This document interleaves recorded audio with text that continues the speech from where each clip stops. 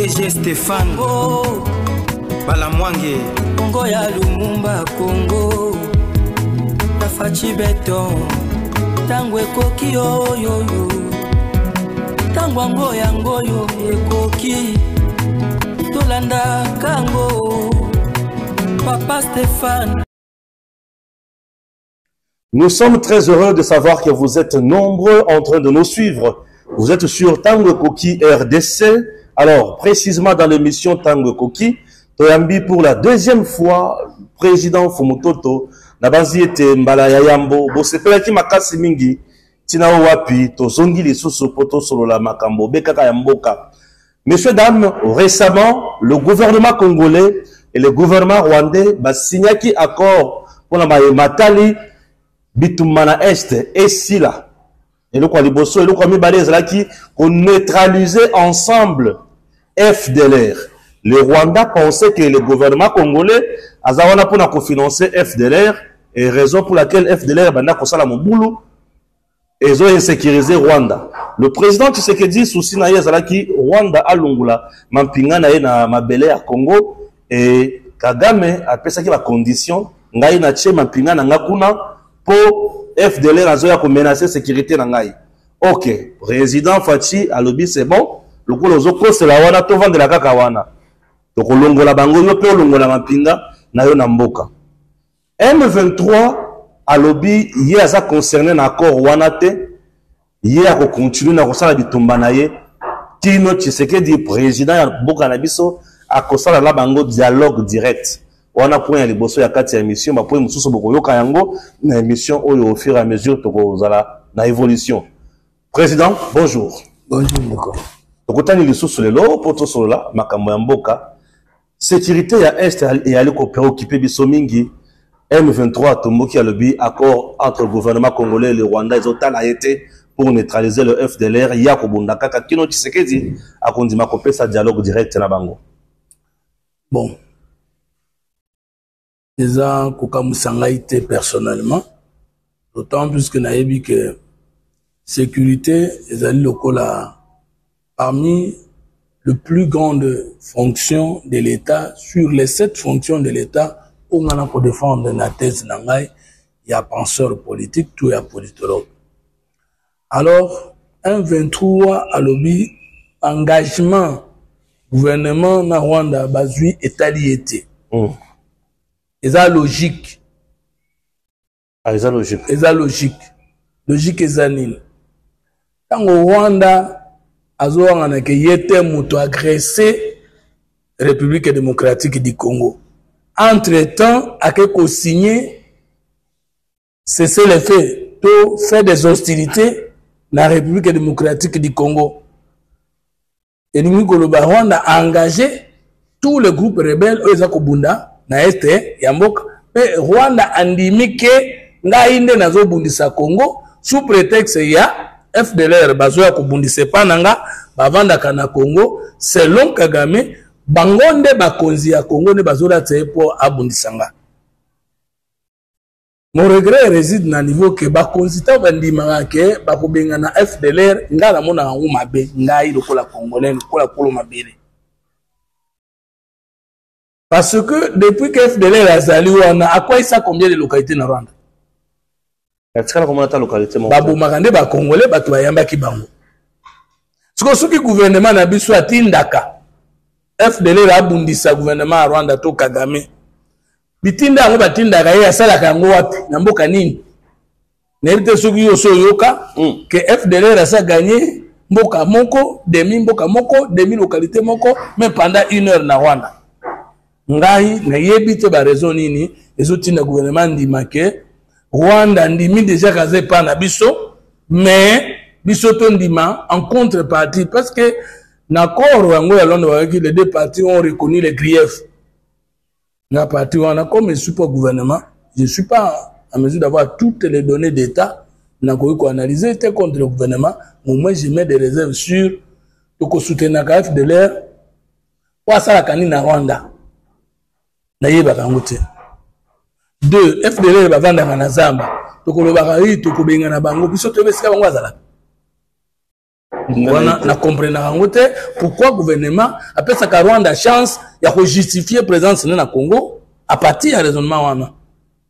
Maintenant Rwanda tout le monde sait que Kagame ndaza paré à ba rébellion nyonso oyo ezali na Congo depuis aza chef de l'état na Rwanda. Maintenant que Kagame schéma na ezalaka moko schéma nini créer des rébellions oyo ko couvrir l'agression na Congo. Créer des rébellions oyo ko couvrir l'agression na Congo. Comme la rébellion a un statut international et où il a droit des peuples à disposer d'eux-mêmes, la convention de Genève, je crois 1955 si ma tête ne me trahit pas. On voit que chaque nation a le droit de devenir un État. Quand il y a un droit des peuples à disposer d'eux-mêmes, ça signifie qu'une rébellion n'est pas un conflit international, non plus une guerre. Et nous avons guerre est un conflit international opposé des gouvernements, des États. Dans le langage, il y a poléméologie.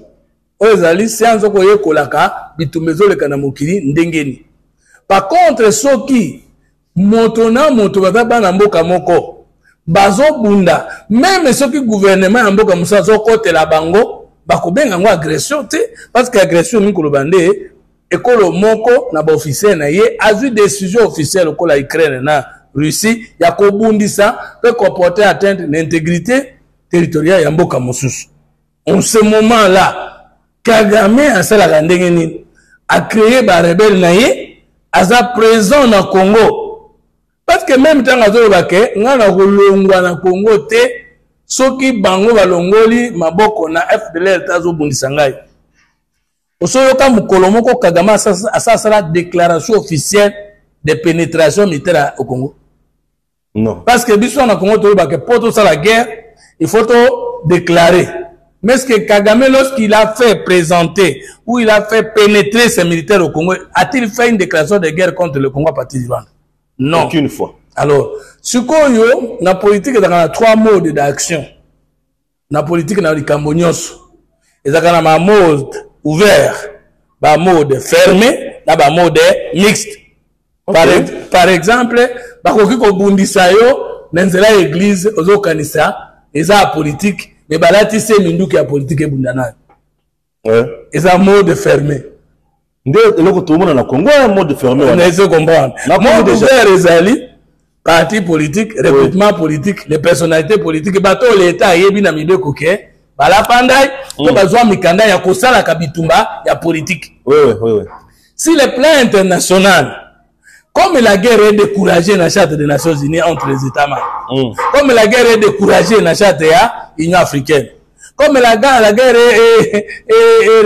découragée dans l'organisation sous-régionale, et que la Charte de l'Union africaine, comme la Charte il y a une organisation des Nations Unies, et puis qu'ici un État membre cause à l'arrière-base, pas les Nations Unies, l'Union africaine. L'Union africaine, oui. Accord cadre d'Addis Abeba. Et Pekissi Ango. Oui. Mais est-ce que Tiki et Pekissi, est-ce que l'Ongoli bactère des relations internationales, le langage à guerre? Et l'Ongoli bangote. Et l'Ongoli bangote parce que non, bah l'Ongoli te baisino ezo sala minduki na mokili. Wana ezakaka. Ça veut dire que guerre est aussi la tête. Tant que les Nations Unies, à la force de mon côté, il y a qu'à décourager la fabrication, la vente des armes. Oui. En ce moment, les États, on comprend déjà 3 modes. Mode ouvert, c'est-à-dire que ceux qui tournent sur la guerre est un conflit international. La guerre est un conflit international. Bien sûr.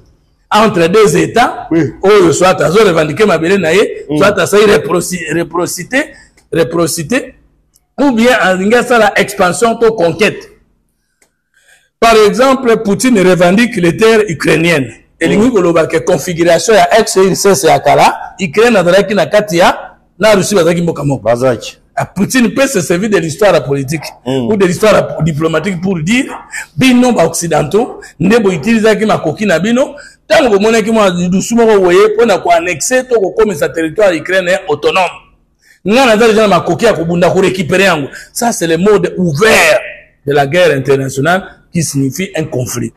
Mais lorsque Poutine veut obtenir division Ukraine pour ça par exemple la balkanisation, on va utiliser les mots de fermé de la guerre internationale. Les mots de fermé, c'est-à-dire au kolata baimbo kabangomoko pour passer la déclaration d'autonomie. Ndeko monaki province moko Ukraine bibiso banda lelo to koti na Russie.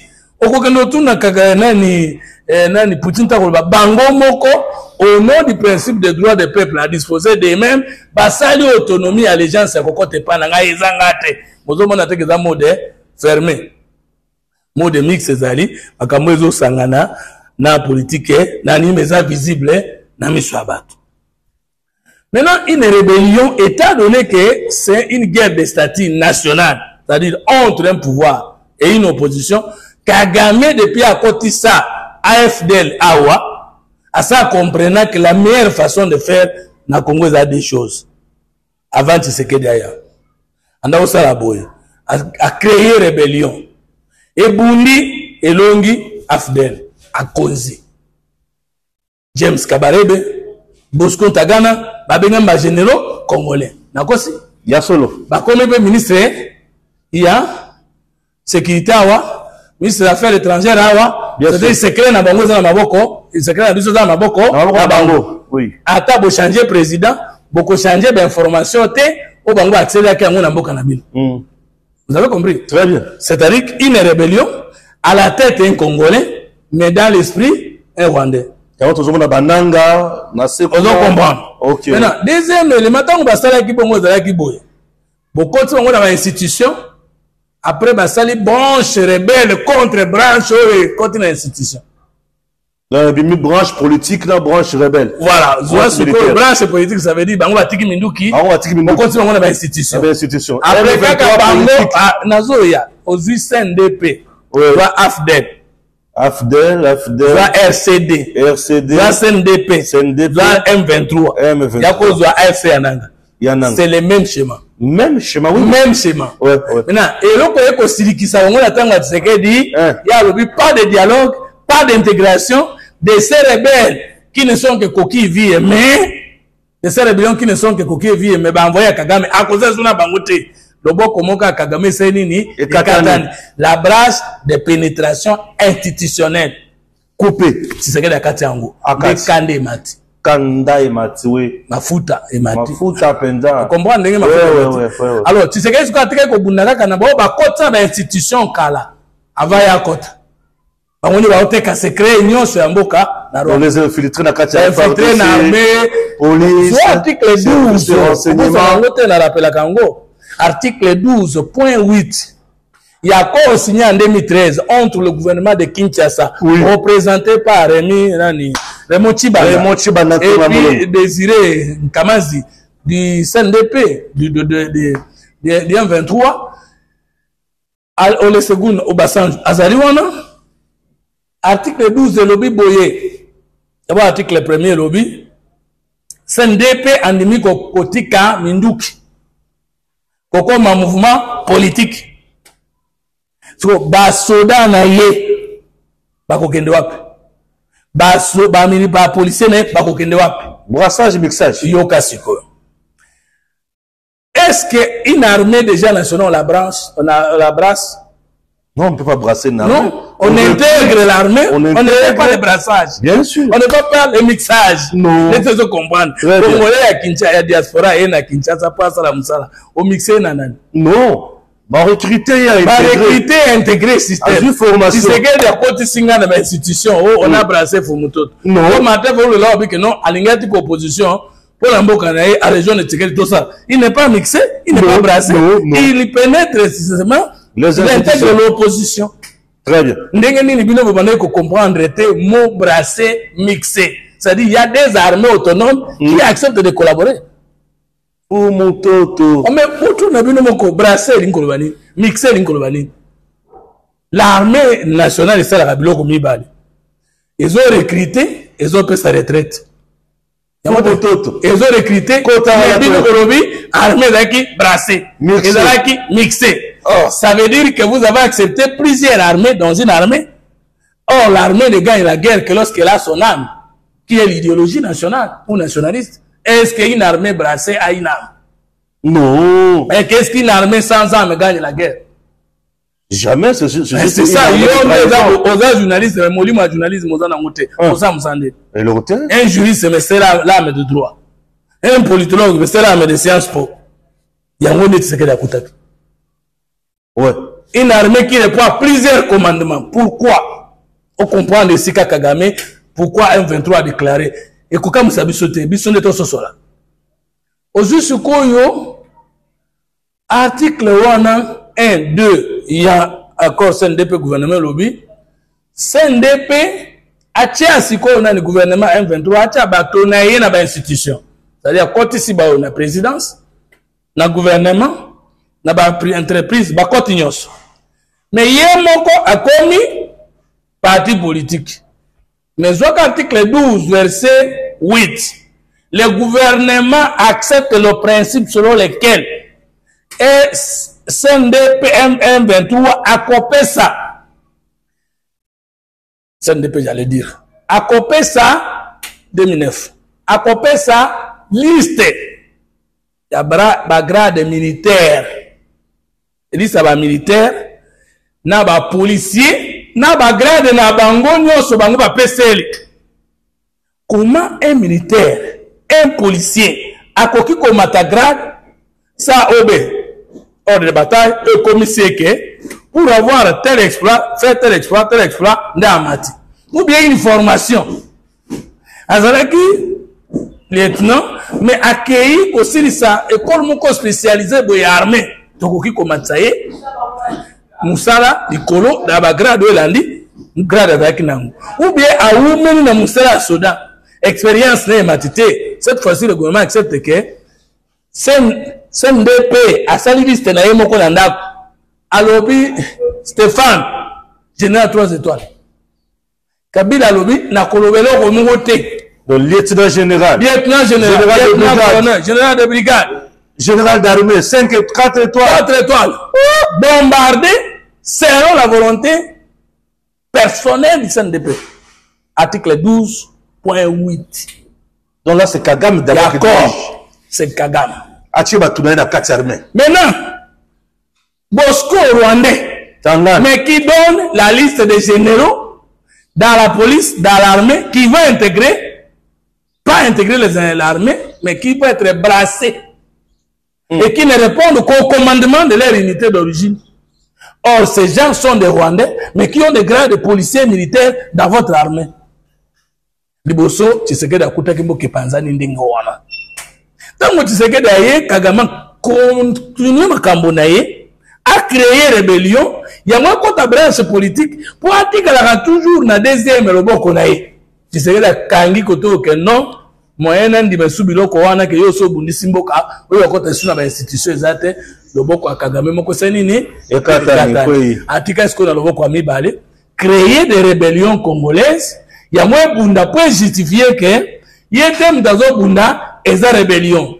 Mais le kuta na yesuki na koloba naza kuna po frontière nanga etikala kuna naza kuna po batuti bazonyo kwa naza kuna mozo wangana mozo justifier ba réseau za kuna. Kwa tango ba ke ko signer accord ya cesser le fait. Accord wana communauté internationale bina vous devez respecter. Kagame comprendre que ceux qui va respecter l'accord, moi, Kokote Suna, Congo, officiellement, ils ont été à Bengem 23. Ça, la déclaration, au Boya, Makambo, on a sali. Yango, tu sais. Mais Yango, on a été. Vous comprenez bien mon côté. Parce que tant que Kagame a signé qui, accord Rwanda et Rwanda, Nanzira, la ministre, a Tindaki, M23, avec Kagame, pas la Boya Kagame. Ah, vous avez signé M23. Ah, parce que alors, c'est là négocié, ça, on n'est pas Kagame. Ou bien tu sais que tu as violé l'accord, on n'a pas justifié continuité à guerre. Maintenant que tu sais que tu as timé, même si on le dit, FDL, j'accepte. Parce qu'il me revient à moi d'imposer la sécurité dans toute l'étendue de mon territoire. Y compris dans le côté étranger, vous comprenez? Là, je donne raison au gouvernement. Pourquoi il accepte le prétexte du monde? C'est pour dire que, tu sais qu'il ne peut pas accepter d'être chef de l'État avec une sécurité qui ne chasse pas les étrangers armés dans son pays. C'est dans ce cas que le gouvernement accepte. Oui, ceux qui battent pas n'anga babu misayo. Ngai peta ngocha na kwa assainir secteur sécuritaire nanga na kutu bango na kosa nini na ko désarmer bango na ko neutraliser bango. Siko Kagame avandi to abebe. Siko yokuna na sina mesana kozala ka président na ba institution. Mwana mobali oyo akatinga makolo na ba institution. Na lekaka na ba rébellion na si ngamoko na sina yokani naye. Lolenge na ko continuer subitumba na Congo M23 ya kao. Na ebisi yo finganga. Na parce que Satan des aboye. So ki ya satindi yo ko séduire mutu. Ata yo finge makolo mitu, ya zande elimu. Ba kombo zo finga ye, eza problème te eza ikamonini un infiltré. Azo ka kombo ya mutu mususu. Na kosi? Mais est-ce que azo sali la kombo? Non. Non. Yé moko alobi plusieurs faux Christ viendront sous mon nom. Oyo ki teke faux Christ wana tanga ye na kombo ya Yesu. Ata obengi pasteur, ata obengi révérend. Ekotungisa yete. Parce que on a monté mazo sa manga mususu. Na politique, ce qui n'a tindi au salanga chantage. Pour nous avoir dividende de tel. Ata au salanga chantage. Dans mon tunatinde que nous recyclons yote. Pour nous dire que tout ça, les copes. Est-ce que vous avez compris? Très bien. Donc, Kagame na cop nae, c'est quoi les ongi mobimba? M23 lobi, makamuna bango etalingate. Mais tata na yatinda kayo yewana. Donc, Kagame va encore créer d'autres rébellions pour justifier son innocence. À partir d'accord au Mokimobezo, il a qu'à respecter à Luanda. Et de ce combat. Parce qu'il y a un médiateur, le président Lorenzo. Lorenzo, oui. Et que lui n'a pas jusqu'ici réquisé les médiateurs. Ouais. C'est qu'il ne peut plus se retirer de cet accord sans la relations internationales, sans servanda. Les accords signés doivent être respectés et appliqués de bonne foi. Sauf si vous vous êtes réservé sur une disposition de l'accord. Et en plus, les mêmes relations internationales disent qu'on ne peut pas émettre des réserves sur le contenu réel ou fondamental de l'accord. L'accord porte pour le cessez-le-feu. Vous ne pouvez pas émettre une réserve sur le cessez-le-feu. Très bien. Donc, bande congolais, vous comprendrez, M23 associé le côté, en tant qu'hérédité, kaka système, vous comprendre. AFDEL et contre l'institution. Ouais. RCD Koti, RCD la dialogue. Kabani mitobele. Mitobele. Ozo barande bele pour que institution. Bien sûr. Et si après ça SNDP. SNDP peut intégrer l'institution. Ba bisimo bataka na institution. M23 et en 2013. Oui, Koti. Pour revendiquer la partie des accords non respectés par le gouvernement dans ses engagements avec le SNDP. Oui. Alors, CNDP M23, Bobundisi Alingamo n'a créé AFC. Ouais. Et ils vont continuer à faire, et c'est depuis que le Congo est Congo, que ça le Kayango. Donc, nous disons bravo au président Félix, puisqu'il a su quand même couper le boko politique. Il y a Kagame, il y a le boko moko yangwana. Il y a rébellion wana. Il y a rébellion, oui. Wana nde to landela yango sérieux aussi là. Ce qui est au cadre boko wana. C'est pourquoi tous linga tokene na référendum. C'est pour cela tous linga. Ben oui, le référendum, c'est fait partie aussi des moyens de sécurisation du peuple contre la prise du pouvoir par les armes. Pourquoi? Pourquoi faut qu'il y ait un référendum? Parce que Congo est botami premièrement après 1885, Kobotama na yango yami balé tango komi colonie belge et en 1908. Ils ont régi dans la loi au Babengi charte coloniale. Charte coloniale, on est allé, la constitution est qu'autant ça était indépendant du Congo, mais comme colonie belge. Nakati ya loi wana, le peuple congolais n'est pas reconnu. La République n'existe pas. Pouvoir législatif n'a pas de loi. Pouvoir judiciaire na maboko ya loi, pouvoir exécutif na maboko ya roi. Botan article 1er, ti article 8, ti article 21, bokomona makambo na zoloba. Congolais za absent, mais l'état na ye yebani. Tango to komi na loi fondamentale belge, o ezali document ya transition ba pesi biso pona kolongwa na boumbo pepo ya kokota na bonsomi. ndeko Stéphane nalingi na lobake depuis mokili salema parmi ba peuple distrait les Congolais. Oyebi que Congolais a fêté le 30 juin nerel. Ezaki mkolali faut mototo. Ezaki mkolali pandate. Ezaki mkolali pandate ba Congolais bolanda ngai. Le 30 juin mobeko ne tambisa biso. Ezaki biso ba Congolais te. Élection to salaki na mois de mai. Na mois de février et mois de mai 1960. Ezaki régi na mobeko na biso te. Ezaki pe régi na loi fondamentale belge te. Bongo na nini? Na charte coloniale. Ne ba loi belge. Bakosi biso to kozwa lipanda le 30 juin na simatable ronde ya Bruxelles. Tale loko elekisi eleki na kati ba Congolais. Lumumba na groupe na bakela ba élection. Il y a ba élection générale mois de février et mois de mai 1960. Babé ba fandi ba sali na mauvais côté. Batala boye peuple a se prononcer pour Lumumba, pour son cartel, généralement les unitaristes.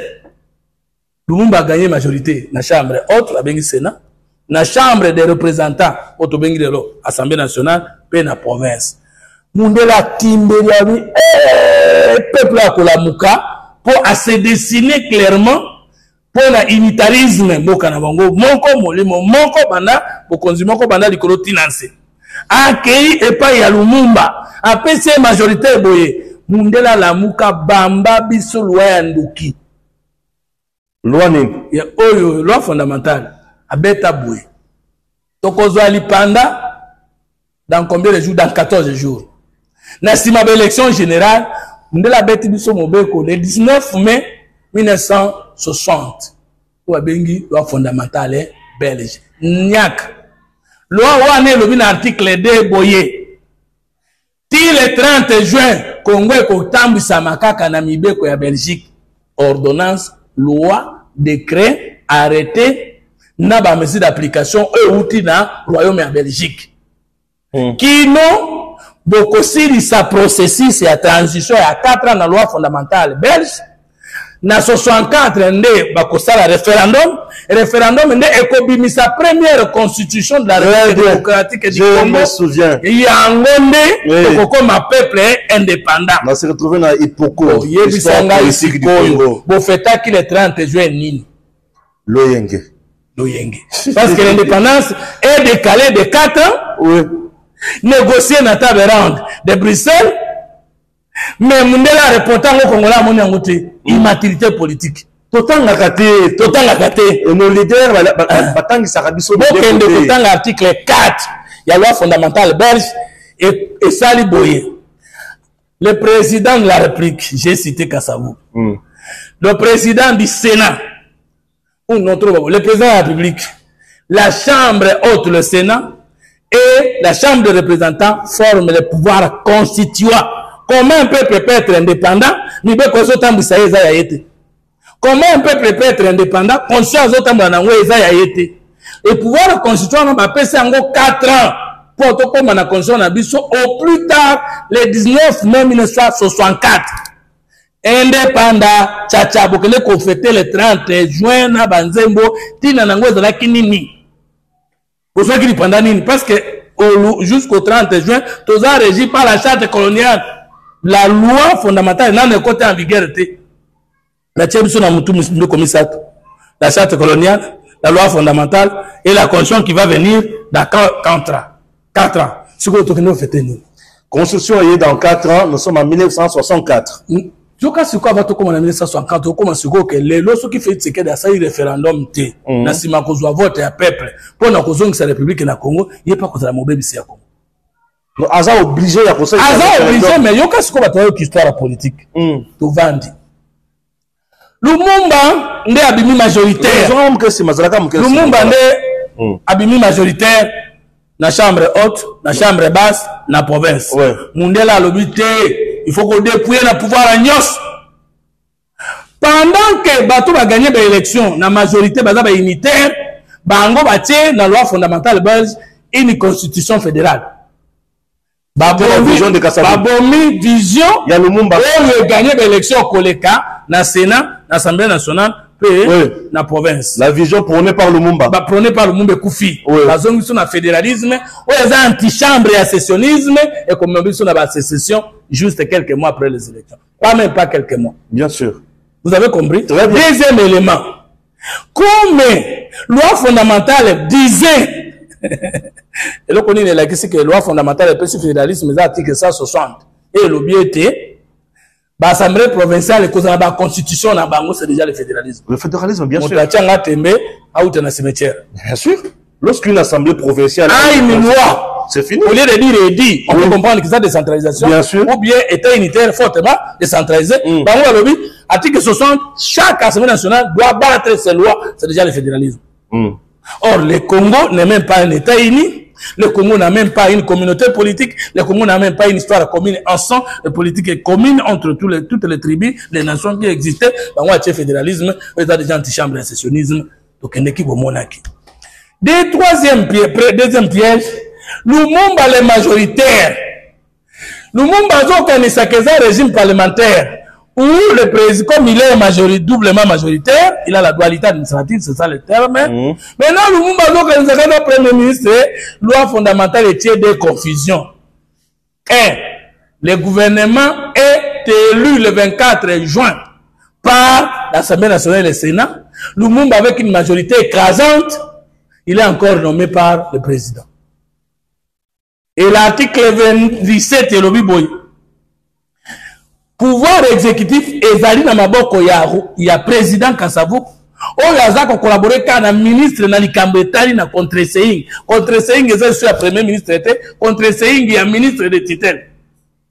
Et puis article 22 lobby, le président a dit que non mais révoque le premier ministre. Donc nous avons un découvert Lumumba tia koti na mabele article la koyeba te que loi fondamentale et botola e pouvoir la premier ministre nyonso. Article la koyeba te que loi fondamentale est créée un programme que le président Kassavou peut suspendre même le Parlement, et c'est ce qui va arriver. On avait mis cette loi pour fragiliser le monde. La loi là n'avait pas de raison d'être, parce que toujours pendant les 30 juin, il fallait que la Constitution soit avant les 30 juin 1960 pour que non seulement l'État est reconnu à une souveraineté internationale, mais que le peuple lui-même ait la souveraineté nationale et internationale, parce qu'on a beaucoup de souveraineté, la souveraineté de l'État et la souveraineté du peuple propriétaire de l'État. Or, depuis 1985, la souveraineté de l'État est là, mais le peuple qui est censé être le patron de cet État n'est pas reconnu. Très bien. Des choses que vous avez compris. Qu'est-ce qui va arriver? Pendant que Emery Lumumba participe sur le premier ministre, parce qu'il a tous les pouvoirs dans le régime parlementaire, il faut qu'on régime présidentiel et royal. Ok. C'est-à-dire toutes les attributions. Oh, il y a presque la loi. Il y a un collé dans la loi, on n'est pas président Kassabou. Le premier ministre qui est responsable devant le Parlement n'a pas le pouvoir. Article 17 et 22. Bitoto. Na bitoto yana sikoyo, Kassabou a évité que batie mutambu. Ya zota Lumumba. Lumumba a évité que batie mutambu. Ya zota Kassabou. Bazo Bunda. Le 5 septembre 1960, au 3 mois après les élections, après la soi-disant indépendante. Je dis bien la soi-disant indépendante et la raison que je vais évoquer. Kassabou révoque Lumumba parce que, conformément à l'article 22, le premier ministre ne sait pas en vertu de quoi il me révoque. Je suis plutôt un premier ministre responsable devant le Parlement et que j'ai la double majorité. Il n'est pas révoqué. Bitoto. Et là, on est bon, ici, loi fondamentale, le Congo a un problème d'écriture et d'organisation. Parce que nous n'avons même pas le minimum d'État qu'il faut pour comprendre les pièges des Belges. Papa est ce qu'on a été. Le premier ministre Patrice Lumumba avait convoqué le Parlement, initié la réunion du Parlement pour dépouiller le président Kassou de certains pouvoirs. Nous sommes le 19 du même mois. D'abord le 14, le président Mobutu, le 14 mai 1960, a suspendu Kassou Mobutu. Soit 15 jours. Mobutu a suspendu Kassou Lumumba. Il créait le 19. Oui. Du même mois, le mois de mai, a créé un gros collège de commissaires généraux, Justin Bomboko, qui n'est même pas membre du processus démocratique et du pouvoir du peuple, a commis président du conseil, du collège des commissaires généraux. Nous sommes le 29 mai, au Canada, accélération à Koboma peuple. Pourtant, on a que le président Tshisekedi a consulté le peuple.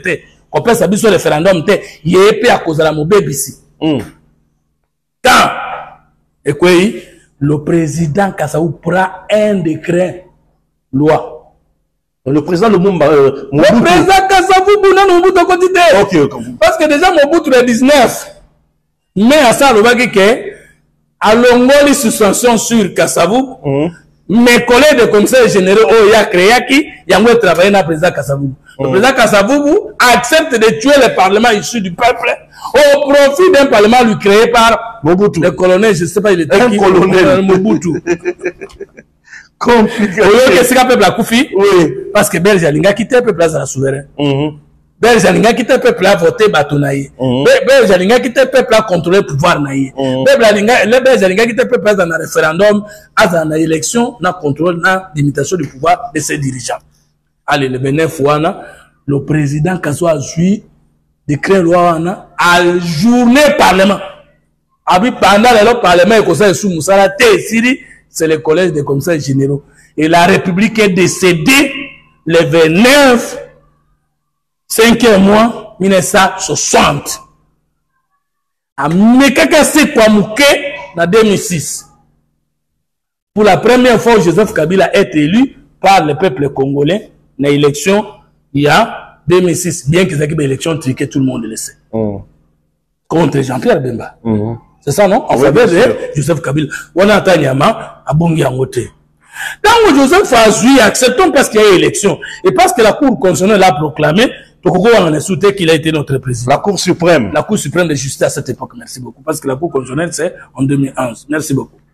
Joseph Kabila devait obligatoirement, entre 2006, en décembre, et 2011, appeler le peuple au référendum pour la cause notion à la République, parce que la République peut passer à des missions. Il est élu ces hommes, et ces hommes les constituent par référendum, et la Constitution républicaine est présente. Mais ceux qui votent dans la République, on dirait qu'ils votaient par le peuple. Mais ils ont tambisaye, toi, ils ont se prononcer dans le référendum, et ils ont écrit par les gens qui ont été élus par le peuple, vous n'êtes pas encore dans une République.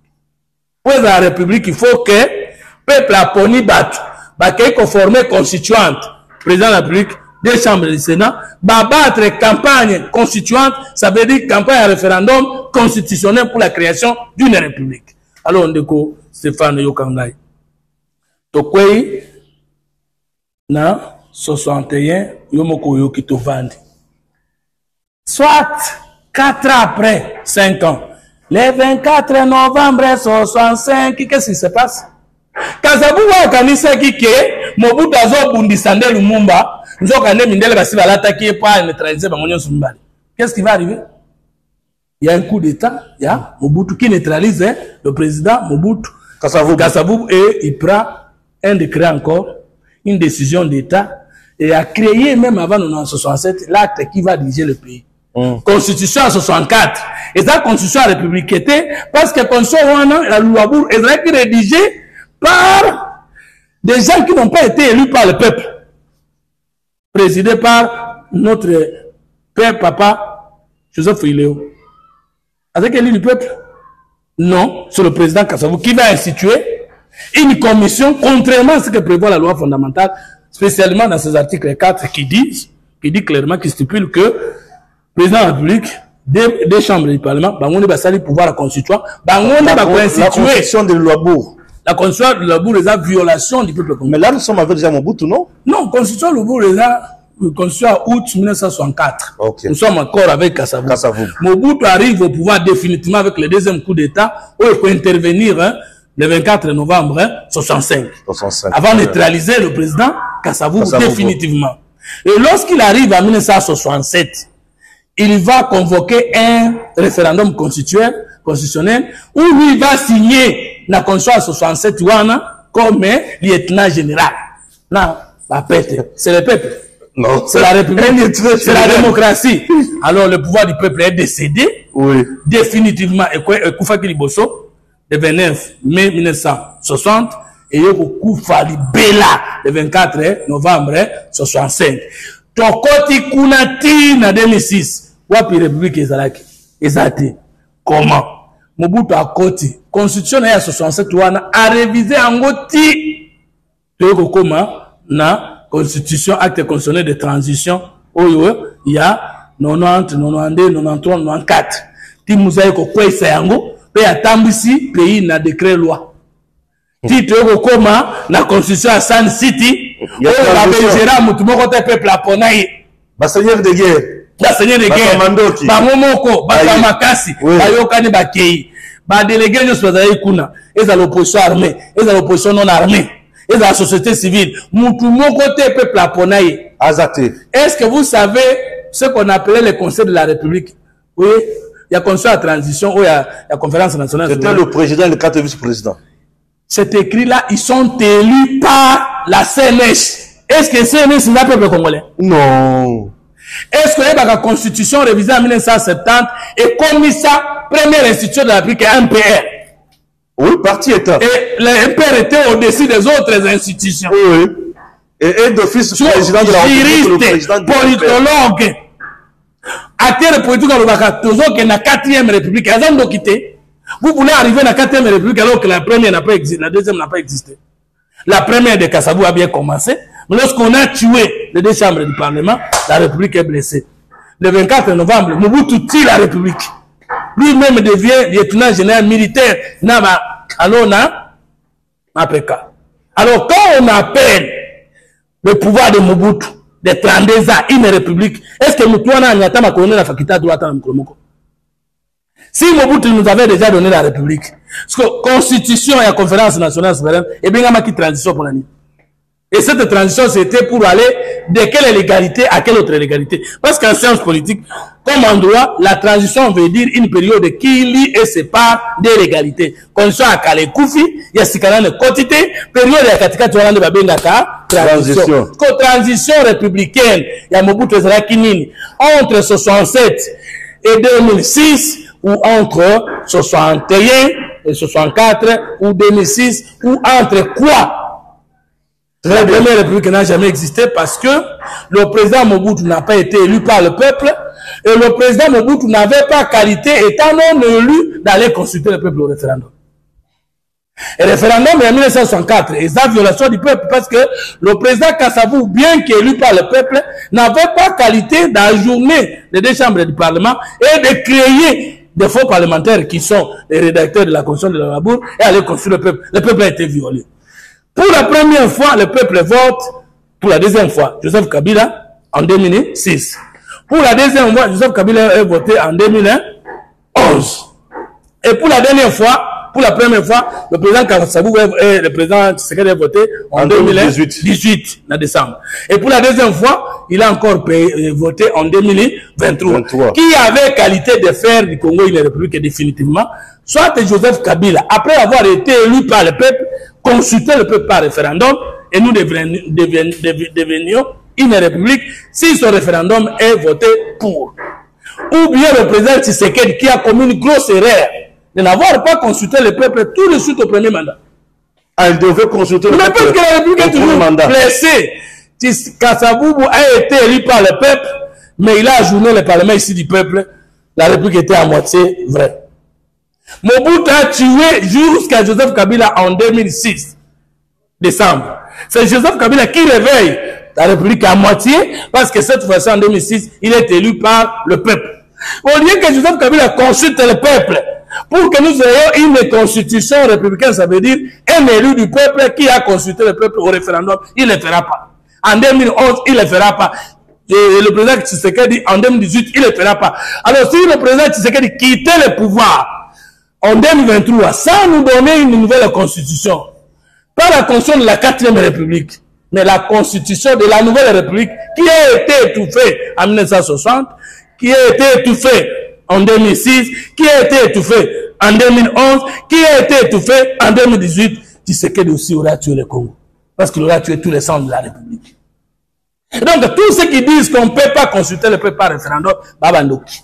Ah, il faut consulter le peuple. Mais parce qu'ils doivent nous définir ce qu'est une république. Ok. Et sans que, et de la république, les gens tenteront toujours d'aller prendre les armes, de détrôner celui qui est au pouvoir par la force, ou de négocier avec lui, et nous restons. C'est pourquoi l'essence même est à communiquer, il y a l'église catholique, il y a comprendre. On a peu cet exemple pour comprendre. La conférence, tout ça, là, qui est, la siège, na biso, na scellé, on va toi comprendre.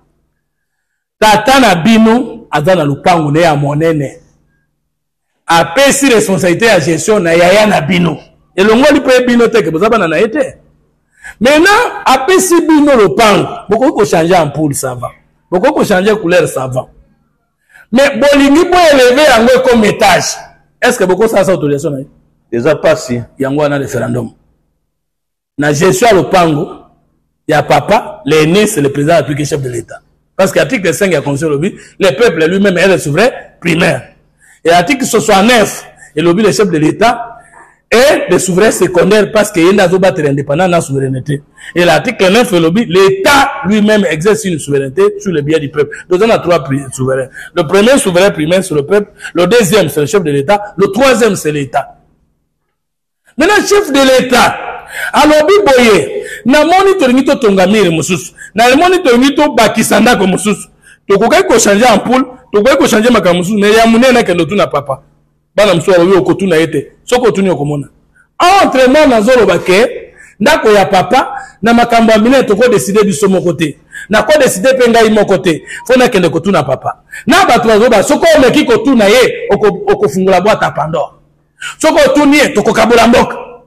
Batuana na mwana oya liboso oya zo batoto na papa na muto so constitution ya peuple boso yango à moitié bakende ko tuna peuple pa pesa ngo mobimba pa soneli po to comme république bino bokuboya oyo pona ba kuboya na ebité église catholique na communiquer na lobini ni boya. Ce n'est pas que changer la conscience c'est un problème, mais le préalable il faut un dialogue profond. C'est-à-dire, le peuple se prononcer, Basile Saka, ou Adolphe Mouzouta Bengaka, dialogue vertical. Bamona, le peuple, mon bobé, Bamona été. Et moi, on a Sun City 1, et moi, on a Sun City 2, et moi, on a Conférence nationale souveraine, et moi, on a dialogue au quoi, M23, là. C'est-à-dire, tant qu'il n'est pas peuple, jamais. Pour les rebelles n'ont pas besoin d'avoir le pouvoir du peuple. Et ce que le président Tshisekedi a salé, la zone ici, sur la Moli Moana, il y a pas beaucoup de rebelles. Or, il y a Bouma Congolais, il y a Betalissas na Congo, il y a aussi pouvoir na peuple, au lieu que nous consulter Colonna Yango, il y a que nous solo là, na bateau balingagé, même qu'on n'est pas peuple. Voilà pourquoi on a l'IA qui dit qu'il y a la rébellion, dans le référendum. Parce que pour la République est là, il faut que beaucoup de gens aient un peuple. Mais quand un moto peuple a voté qui, n'a un référendum, mais pas peuple. Un non élu ne peut pas inviter le peuple au référendum. Très bien. Alors, Kabila a consulté le peuple au mois de décembre, du 18 au 9 décembre 2005. Il n'avait pas qualité parce qu'il n'était pas un élu du peuple. Il est arrivé au pouvoir par la force en 2001. Mobutu a consulté le peuple au référendum en 1967. Il n'avait pas qualité parce qu'il n'a pas été élu par le peuple au préalable. Joseph Kassabou à 64 d'aller consulter le peuple, bien qu'il ait été élu, mais à un journée, le Parlement issu du peuple, il n'avait plus qualité de le faire parce que lui-même avait violé l'article 4 de transition. La loi fondamentale belge. Aujourd'hui, il n'y a que le président Tshisekedi qui peut nous aider à avoir une belle république et donc enterrer définitivement l'âge de la guerre comme moyen pour arriver au pouvoir. Très bien. Ambongo était au Rwanda. Ça va évêque Moussous consort. Atikali koloba na Kagame qui est longola batu ba yokuna te. Pour ni. C'est une mission prophétique à le bagaya dans la poil la vérité. Vérité ba ko lobela Tshisekedi bongo ambongo. Kagame a quitté. Et c'est quoi atunaki pona nini atunaki te baninga ne beveka Rwanda. Pona nini peut ozaka na doctrine moko. La doctrine sociale de l'église. L'église, les pasteurs c'est un prophète. Les prêtres c'est un prophète. Il faut défendre le peuple. Mais quand Kagame fait le mal, pourquoi les prélats catholiques du Rwanda ne s'en prennent pas à Kagame? Pourquoi beveka ya France batakaka Macrote? Pourquoi ben fait qu'il y a Gabon, batakaka président na bangote. Donc président moko za mobé na mokili okasoko comme président congolais. Et puis après te balingi oleka peuple kolinga peuple na monde entier kaka quelques prélats catholiques congolais. Mais naïb c'est le komoko. Bande kuboke ne ko vérifier article 5 de la loi fondamentale belge. Pour bosso sola nini certains prélats catholiques balukaka na mboko. Certains prélats protestants balukaka na mboko. Pendant que la loi fondamentale belge est commande très bien que Moutou akoki jamais kozala gouverneur général, tout membre du gouvernement, ceux qui ont des nationalités d'origine ou de grandes naturalisations belges étaient.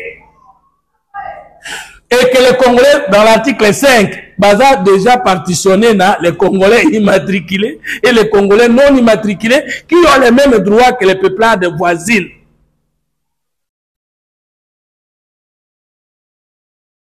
L'église catholique, les missionnaires catholiques, les missionnaires protestants, leurs savants, les explorateurs, leurs avoirs, leurs exhortes sont reconnus à protéger l'article 5 de la loi fondamentale belge. Ce qui boye bakate pona nini ba prela catholique ya Congo balinga kaka mokonzi mboka nyonso afuka mela bango pa bango nyonso mais 80% pour être bango na missionnaire na Léopold de Bakilambo ezala mboka na bango na mituna bango république baye bakango te peuple baye bakayete yango moni ke moto alobi alinga consulter peuple bango to komisa bato na balaba mais yo za mwana ngana za mwana papa bisinga responsabilité ko gérer biloko naye na moni ke likambo ekomi kokoso ekoki na responsabilité na ngate na ngina consulter papa kolo biloko yo ko silika nini kasi. N'oubliez pas ngata mona ke Belgique pour la première fois na vie na ngai eloko ekamusa ngai tous les rois belges bakundaka bango na kati église. Na ke na mos na église moko na kuti na pembeni na komi na mos na église moko pembeni eke kwa Léopold ya munene kangami na église. Mais ce type ici, il était plutôt un homme politique. Bon, c'est moi, non, mon église de Boendengeni. Bobo Soso la Siko. Boke na komi na mos, na Belgique so bomo na ngote. Nzokande, bango balinga ki ba imbéciliser bisoté, soki ezalaki mission réussi à ba missionnaire catholique et protestant. Enseigner au noir à croire et non à raisonner. Mais c'est un bon, on n'a jamais aimé que les Congolais sortent sur leur propre constitution, sur leur propre avenir. Une jeunesse sacrifiée, Bazia Kamakanisignio, Sobachika Kanamakamaté. Batea Bango, que Batea Kabiso Tobenga Kabango, mon père, mais Abotate. Abalate. Ma mère, mais Abotate. Abalate. Tobenga mon père et ma mère. Mon père, mais Abalate. Abotate. Ma mère, Abalate. Abotate. Ma sœur, mais vous avez de côté. Ah. Oh, ma sœur, mais la Bible dit, Romains chapitre 13, que toute âme soit soumise aux autorités qui sont au-dessus d'elle. Bon, pourquoi bande de la catholique wana, bato sa verset wana te babi, toute autorité vient de Dieu. Bon, on c'est que les autorités, outi na nani. La Bible dit, n'appelez personne Seigneur. N'appelez personne maître, parce qu'un seul est votre Seigneur, c'est Jésus-Christ. N'engeni ni papa mbongo ni mababenga mon Seigneur, alors que Jésus pas à mon Seigneur. Il y a sali coup d'état na titre à Jésus à bangite akobanga yona ngai. Bible mo bige moto mobale ko kiko sambela nzambe te na ekoti na mutu. Il y a sambela kana ekoti na mutu. Abangi nzambe ta kobanga yo. Wow. Alors ngana zo tuna. Félix Tshisekedi Tshilombo, dans un état laïque, a pris le risque de dédier ses prières à Jésus-Christ. Frère ou faux, dans ce stade de bataille. Ce que biso baninga yesto sana ini. Motalingiza mena biso to sana. Biso to lingaye. Mais ceux qui sont antichrist, est-ce que ba kolinga Tshisekedi? Vous comprenez? Bon sosola. La spiritualité de l'État, c'est aussi le fait de comprendre les gestes et les comportements politiques par la dimension métaphysique. Et c'est ce que nous voulons apporter au Congo. Donc, moi, je ne croirai jamais à votre Seigneur Ambongo. Merci beaucoup. Merci, vous avez compris, messieurs, dames. Tous les jours ici, je vous dis, diabolisation, Toboyi. Le procureur général pour la Cour de cassation, Firmin Vonde, n'a pas réuni le magistrat pour n'accompagner sa bangombongo. Bakende kokose la moto songolo pakala likam. Moto na moto a porté la charge naïe. Mais le procureur général pour la Cour de cassation, Firmin Vonde, a réuni le magistrat dans Lubumbashi pour na côté ya bango matière ya président Tshisekedi pour ça la mosala la justice malamu et koufate et bela lisusu te et tambola. Et babosa na mae matali makamwa misolo. Le président Azobunda Mikolonio Soyo, on a situation na bango est changée. Mingi mingi l'homme intérieur a bongwama. A kende liboso batala makamuni ya muto ya kosala. Et c'est très important. Raison pour laquelle Bakuba matin midi soir ils ont servir na mutute. Il est temps de travailler et d'aller plus loin. Mbo Canabiso et CPLA. Ça a été pour nous un plaisir de recevoir pour vous Fumutoto, qui est le président. Il y a Parti Naé.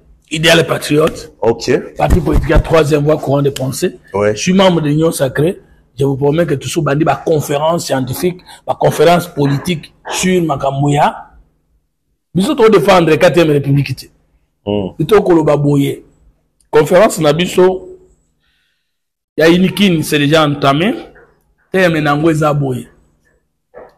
Opportunité et préalable du référendum constitutionnel de la 4e République du Congo. Pardon. Opportunité et préalable des référendums constitutionnels de la nouvelle République du Congo. Opportunité et préalable. Ce n'est pas opportun.